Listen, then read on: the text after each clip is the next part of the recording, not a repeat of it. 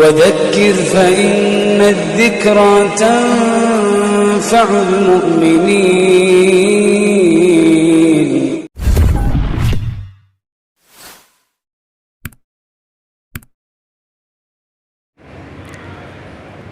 الحمد لله رب العالمين، والصلاة والسلام على رسوله الكريم وعلى آله وأصحابه أجمعين وعلى من تبعهم بإحسان إلى يوم الدين. أما بعد، أعوذ بالله السميع العليم من الشيطان الرجيم من همزه ونفخه ونفثه. بسم الله الرحمن الرحيم. فأرسلنا عليهم الطوفان والجراد والقمل والضفادع والدم آيات مفصلة فاستكبروا وكانوا قوما مجرمين. ساری تعریف اللہ کے لیے جس کی توفیق سے ہم اور آپ نے تراویح کی نماز پڑھی. دعا ہے اللہ تعالیٰ سے اللہ تعالیٰ مجھے اور آپ کو جو عبادات ہم کر رہے ہیں ان عبادات میں مخلص بنائے اور ہماری عبادتوں کو اللہ تعالیٰ شرف قبولیت سے نوازے. درود و سلام ہو سارے انبیاء پر، بالخصوص ہمارے اور آپ کے آخری نبی محمد الرسول اللہ صلی اللہ علیہ وسلم پر. تراویح کی نماز میں 9ویں پارے کی آیتیں پڑھی گئی، یعنی ابتدائی نصف حصہ آج کی تراویح میں ہم نے سنا. جیسا کہ میں نے پچھلے درس میں بھی وضاحت کی تھی، روزینہ آدھے پارے کے حساب سے ہم چل رہے ہیں. تو آج کی تراویح میں ہم نے آدھا پارہ سنا. تراویح کی نماز میں آج سورۃ الاعراف کی آیتیں تلاوت کی گئیں. آج کی آیتوں میں بکثرت ایک نبی کا نام بار بار آ رہا تھا. کوئی بول سکتے ہیں؟ جی، موسیٰ علیہ السلام کا نام. آج کی تراویح میں جو آیتیں پڑھی گئیں بکثرت موسیٰ علیہ السلام کا ذکر بار بار آ رہا تھا. اور یہ بات آپ کو میں بتاؤں، اللہ نے بہت سے انبیاءوں کو بھیجا. ان میں بعض انبیاء ایسے ہیں جن کا نام کتاب و سنت میں ملتا نہیں ہے، لیکن بعض انبیاء ایسے ہیں جن کا نام بکثرت ملتا ہے. اور ان میں بھی آپ دیکھیں حضرت موسیٰ علیہ السلام ہیں. یہ واحد ایسے نبی ہیں، پیغمبر ہیں جن کا ذکر کثرت کے ساتھ قرآن میں ملے گا آپ کو. اس لیے موسیٰ علیہ السلام کا نام قرآن کریم میں 136 مرتبہ آیا ہے. کتنے؟ 136، یعنی 136 مرتبے پوری قرآن میں حضرت موسیٰ علیہ السلام کا نام آیا ہے. اس سے آپ اندازہ لگا سکتے ہیں کہ موسیٰ علیہ السلام کا مقام کتنا بڑا ہے. قرآن کریم میں 114 سورتیں ہیں. کتنی؟ 114. 30 سورتیں ایسی ہیں، 30 سورتیں ایسی ہیں جس میں موسیٰ علیہ السلام کا ذکر بار بار آیا ہے. تو میں نے ضروری سمجھا کہ موسیٰ علیہ السلام کی زندگی کے حوالے سے کچھ باتیں رکھی جائیں. اس سے پہلے کہ میں جو آیت کریمہ آپ کے سامنے پڑھی اس آیت کی روشنی میں گفتگو کروں، یہاں ایک بات میں واضح کرتا ہوں. موسیٰ علیہ السلام کا ایک لقب ہے، موسیٰ علیہ السلام کا ایک لقب ہے. جسے اللہ نے دیا ہے. کس نے دیا ہے؟ اللہ نے دیا ہے. کیا ہے وہ لقب؟ کلیم اللہ. کیا ہے لقب؟ کلیم اللہ. موسیٰ کلیم اللہ. وَكَلَّمَ اللَّهُ مُوسَىٰ تَكْلِيمًا. اللہ کہتا ہے اللہ نے موسیٰ سے بات کیا. اللہ نے موسیٰ سے بات کیا. بعض لوگ کہتے ہیں موسیٰ نے اللہ سے بات کیا. یہ جملہ غلط ہے. صحیح کیا ہے؟ اللہ نے موسیٰ سے بات کیا. اسی لیے اللہ نے موسیٰ علیہ السلام کو ایک لقب دیا، موسیٰ کلیم اللہ. یہ کب دیا اللہ نے؟ موسیٰ علیہ السلام کو اللہ نے کوہ طور پر 40 دن کے لیے بلایا تھا. کتنے دنوں کے لیے؟ 40 دن، 40 رات کے لیے. اس وقت بلایا اللہ نے جب اللہ نے موسیٰ علیہ السلام کو فرعون کے ظلم سے نجات دی تھی. یعنی فرعون کو جب غرق کر دیا گیا، سمندر میں ڈبو دیا گیا، ہلاک کر دیا گیا، اس کے فوری بعد موسیٰ علیہ السلام کو اللہ نے کوہ طور پر بلایا 40 دن 40 رات کے لیے. اس موقع پر موسیٰ علیہ السلام نے اللہ سے خواہش ظاہر کی، کہا کہ اللہ میں تجھے دیکھنا چاہتا ہوں، میں تجھے دیکھنا چاہتا ہوں. اللہ نے موسیٰ سے کہا کہ تم مجھے نہیں دیکھ سکتے، اس لیے کہ تمہاری آنکھوں میں وہ طاقت نہیں ہے کہ تم مجھے دیکھ پاؤ، تم مجھے دیکھ پاؤ. موسیٰ علیہ السلام نے بار بار اصرار کی تو اللہ نے کوہ طور پر اپنی روشنی ڈالی. کیا ڈالی؟ روشنی. اللہ کہتا ہے وَقَرَّ مُوسَىٰ صَعِقًا. موسیٰ علیہ السلام بے ہوش ہو کر کے گر پڑے. ہوش میں آنے کے بعد موسیٰ علیہ السلام نے سب سے پہلے اپنی غلطی کی معافی اللہ سے مانگی. کہا ربنا ظلمنا انفسنا، اے اللہ میں نے اپنے آپ پر، اپنے نفس پر میں نے ظلم کیا ہے. یہاں ایک نقطہ میں آپ کے سامنے رکھوں گا. بعض مسلمانوں کا یہ عقیدہ ہے کہ وہ کہتے ہیں کہ اللہ کے نبی علیہ السلام نے اللہ کو دیکھا ہے، اللہ کے نبی صلی اللہ علیہ وسلم نے اللہ کو دیکھا ہے. بعض مسلمانوں کا یہ عقیدہ ہے. صحیح بخاری کی ایک روایت ہے، ام عائشہ رضی اللہ عنہا اس حدیث کی راوی ہیں. وہ کہتی ہیں کہ جو آدمی بھی کہے گا اللہ کے نبی علیہ السلام نے اللہ کو دیکھا ہے، وہ آدمی جھوٹا ہے، وہ آدمی جھوٹا ہے. اللہ کے نبی صلی اللہ علیہ وسلم کو جب معراج کروایا گیا، اللہ کے درمیان میں، اللہ کے نبی صلی اللہ علیہ وسلم کے درمیان میں جو گفتگو ہوئی، دونوں کے درمیان میں پردہ حائل تھا، پردہ حائل تھا، جس کی وجہ سے اللہ کے نبی نے اللہ کو نہیں دیکھا.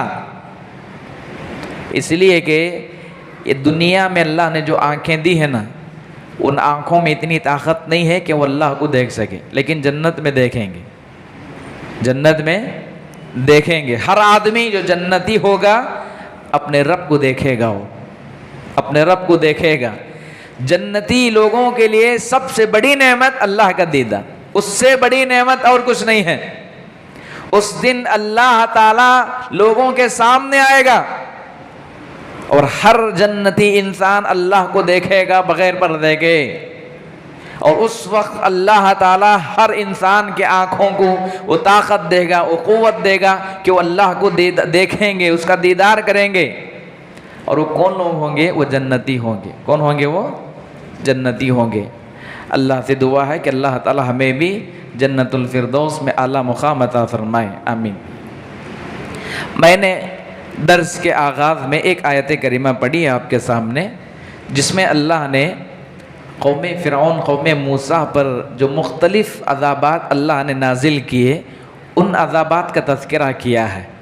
میں بالاختصار کچھ باتیں جو نکات کی شکل میں ہوں گی رکھوں گا آپ کے سامنے، اور اس بات کو میں واضح کروں گا کہ قوم موسیٰ پر، موسیٰ علیہ السلام کی قوم پر اللہ نے کئی قسم کے عذابات نازل کیے، کئی قسم کی. اور یہ بات بھی آپ کو معلوم ہونی چاہیے، دنیا میں بہت سی قومیں گزری ہیں، لیکن اللہ نے موسیٰ علیہ السلام کی قوم کو جتنی نعمتیں دیں اتنی نعمتیں کسی قوم کو اللہ نے نہیں دی۔ قوم بنی اسرائیل کے لیے اللہ نے سب سے پہلی سب سے عظیم نعمت یہ دی کہ اللہ رب العزت نے موسیٰ علیہ السلام کے ذریعے سے بنی اسرائیل کو فرعون کے ظلم سے، ان کی غلامی سے اللہ نے نجات دی۔ اس لیے کہ فرعون اس زمانے کا سب سے بڑا ظالم انسان تھا، اور فرعون نے بنی اسرائیل کو اپنا غلام بنا رکھا تھا۔ یہی وجہ ہے کہ ایک نجومی نے جب کہا فرعون سے کہ تمہارے دربار میں، تمہاری بستی میں ایک لڑکا پیدا ہوگا جس کے ذریعے سے اللہ تمہاری سلطنت کا خاتمہ کرے گا، تو اس وقت اس نے بستی میں اعلان کر دیا، کہا یذبحون ابناءہم ویستحیون نساءہم، کہا کہ عورتیں، لڑکیاں اگر پیدا ہوں تو انہیں چھوڑ دیا جائے، اور بستی میں جو بھی لڑکا پیدا ہوگا اسے ذبح کیا جائے گا۔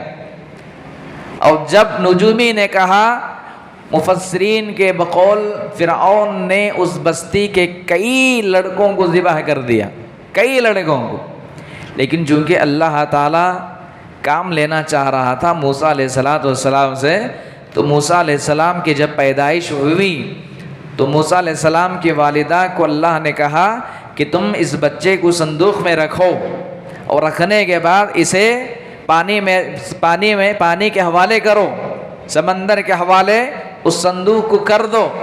اور اس صندوق میں موسیٰ علیہ السلام کو رکھنے کے بعد ان کی والدہ نے سمندر کے حوالے کر دیا، وہ صندوق سیدھے فرعون کے دربار پہنچا، اور فرعون کے دربار میں آنے کے بعد فرعون نے کہا کہ اس صندوق کو لایا جائے، اسے کھول دیا گیا، اور اس صندوق میں موسیٰ علیہ السلام تھے۔ اور آپ کو میں بتاؤں، موسیٰ علیہ السلام بہت خوبصورت تھے، حسین تھے، جمیل تھے۔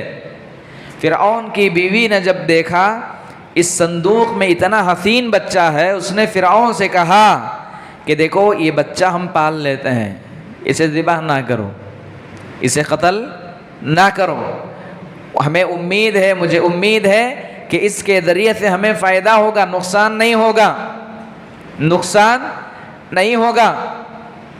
اللہ نے اس کی بیوی کی بات فرعون کے دل میں ڈال دی، اس کے دل میں رحم آ گیا، اس نے اس بچے کو چھوڑ دیا، اور جس بچے کا ڈر تھا، خوف تھا، اسی بچے کی پرورش اللہ نے فرعون کے دربار میں، فرعون کی سلطنت میں اور اس کے شاہی گھر میں اللہ نے کی۔ اور ایک دور ایسا بھی آیا کہ موسیٰ علیہ السلام جب جوان ہوئے تو ایک مرتبہ آپ بستی کے باہر نکلے، بستی کے باہر نکلے موسیٰ علیہ السلام۔ بہت تفصیلی واقعہ ہے موسیٰ علیہ السلام کا، تفصیلی واقعہ اگر آپ کو پڑھنا ہے سورہ اعراف کے ساتھ سورۃ القصص کو آپ پڑھیں۔ سورۃ القصص میں اللہ نے موسیٰ علیہ السلام کی زندگی کے حوالے سے بعض ایسے راز کو بھی اللہ نے ظاہر کیا ہے جو دوسری صورتوں میں آپ کو نہیں ملے گا، لیکن بالخصوص سورۃ القصص میں وہ چیزیں آپ کو ملیں گی۔ موسیٰ علیہ السلام جب بستی کے باہر نکلے، دیکھا کہ دو لوگ آپس میں لڑ رہے تھے، ایک کا تعلق موسیٰ کی قوم سے تھا اور ایک کا تعلق فرعون کی قوم سے تھا، دونوں لڑ رہے تھے۔ موسیٰ کی قوم کا فرد نے موسیٰ سے کہا کہ آؤ میری مدد کرو، ہمارے درمیان میں لڑائی ہو رہی ہے، صلح کرو۔ نتیجہ یہ ہوا کہ بات سے بات بنتی گئی، موسیٰ علیہ السلام کو غصہ آیا تو انہوں نے فرعون کا جو آدمی تھا اسے مار دیا، ایک مار، صرف ایک مار مر گیا وہ آدمی مر گیا۔ اللہ نے نبیوں کو بے انتہا طاقت دی تھی، بے انتہا، ظاہری اعتبار سے بھی باطنی اعتبار سے بھی۔ اللہ نے نبیوں کو بعض خصوصیات ایسی عطا کی جو کسی کو اللہ نے نہیں دی، اس میں سے ایک طاقت اور قوت ہے۔ خود اللہ کے نبی علیہ السلام کو بھی اللہ نے بہت طاقت دی تھی۔ اللہ کے نبی صلی اللہ علیہ وسلم کے زمانے میں ایک پہلوان تھا جسے کسی نے نہیں ہرایا تھا، کسی نے بھی نہیں ہرایا تھا، لیکن اللہ کے نبی صلی اللہ علیہ وسلم سے جب اس کا مقابلہ ہوا، آپ نے کشتی میں پچھاڑ دیا اس کو، آپ نے اس کو پچھاڑ دیا۔ یہ طاقت ہوتی ہے انبیاؤں کو اللہ دیتا۔ موسیٰ علیہ السلام جب مارے، وہ آدمی مر گیا، تو اپنی زندگی کے ڈر سے خوف سے مصر چھوڑ کے مدینہ گئے ہو، مدین آئے۔ مدین آنے کے بعد وہاں شعیب علیہ السلام کے گھر میں تھے وہ، کتنے سال؟ 10 سال تک۔ پھر اللہ نے جب نبی بنا کر کے بھیجا، سب سے پہلے اللہ نے کہا اذهب الى فرعون انه طغى، کہا کہ اب فرعون کی طرف جانا ہے۔ جو فرعون آپ کو مارنا چاہتا تھا، اللہ نے کہا کہ اسی فرعون کے دربار میں آپ کو جانا ہے۔ موسیٰ علیہ السلام فرعون کے دربار میں آئے، مباحلہ ہوا، دونوں کے درمیان مناظرہ ہوا، بحث ہوئی، گفتگو ہوئی، یہ الگ تفصیل ہے۔ لیکن میں آپ کو بتاؤں کہ اللہ نے بنی اسرائیل کو بہت ساری نعمتیں عطا کی تھی۔ ایک نعمت تو یہ ہے کہ اللہ نے فرعون کی غلامی سے نجات دی۔ دوسری نعمت یہ تھی کہ ان لوگوں کو محنت کی ضرورت نہیں تھی، مشقت کی ضرورت نہیں تھی۔ اللہ آسمان سے منہ سلویٰ کی شکل میں انہیں کھانا دیتا تھا۔ اور اتنا ہی نہیں، جب کبھی گرمی اپنی انتہا کو پہنچتی، گرمی کا احساس ہوتا، اللہ تعالیٰ آسمان کے بادلوں کو ان کے لیے چھتریاں بنا دیتا۔ کیا بنا دیتا؟ چھتریاں بنا دیتا۔ ایسی عظیم عظیم نعمتیں اللہ نے دی ہیں، لیکن انہوں نے اللہ کی نافرمانی کی، نبی کو انکار کیا۔ کئی معجزات دیکھے انہوں نے، بڑے بڑے معجزات قوم بنی اسرائیل نے اپنی آنکھوں سے دیکھا۔ سب سے بڑا معجزہ قوم بنی اسرائیل نے اپنی آنکھوں سے یہ دیکھا کہ فرعون کو اللہ نے جو غرق کیا، کیسے غرق کیا۔ ایک طرف فرعون ہے، فرعون کے دربار ہے، موسیٰ علیہ السلام ہے، آپ کی قوم ہے، سامنے سمندر ہے، اب وہاں سے آپ کو نکلنا ہے۔ اللہ نے کہا کہ اپنی عصا کو اس سمندر میں مارو۔ اللہ نے جب حکم دیا، اپنی لاٹھی کو سمندر میں مارا تو اللہ نے درمیان سے راستہ بنایا۔ ایک کھلا معجزہ تھا، ایک زندہ معجزہ تھا، اپنی آنکھوں سے دیکھا۔ موسیٰ علیہ السلام اپنی قوم کو لے کر کے نکلے۔ غور کریں آپ اس منظر کو، تھوڑا سا آپ سوچیں، اپنے ذہن میں لائیں۔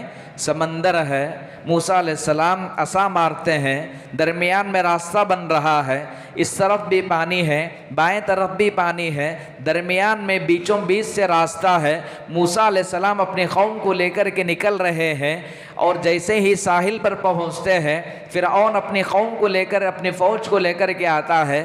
درمیان میں پہنچنے کے بعد سمندر آپس میں مل جاتا ہے، پوری قوم تباہ ہو جاتی ہے، برباد ہو جاتی ہے۔ یہ معجزہ اپنی آنکھوں سے دیکھنے کے بعد بھی موسیٰ علیہ السلام کی قوم نے اللہ کے ساتھ کفر کیا۔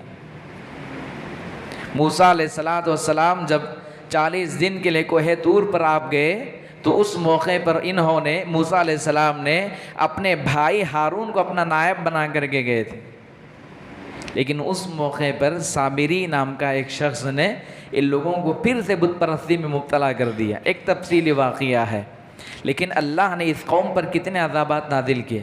سب سے پہلا عذاب وَلَقَدْ أَخَذْنَا آلَ فِرْعَوْنَ بِالسِّنِينَ، اللہ فرماتا ہے کہ ہم نے فرعون پر، قوم فرعون پر ہم نے سب سے پہلے قحط سالی مبتلا کی۔ کیا کی؟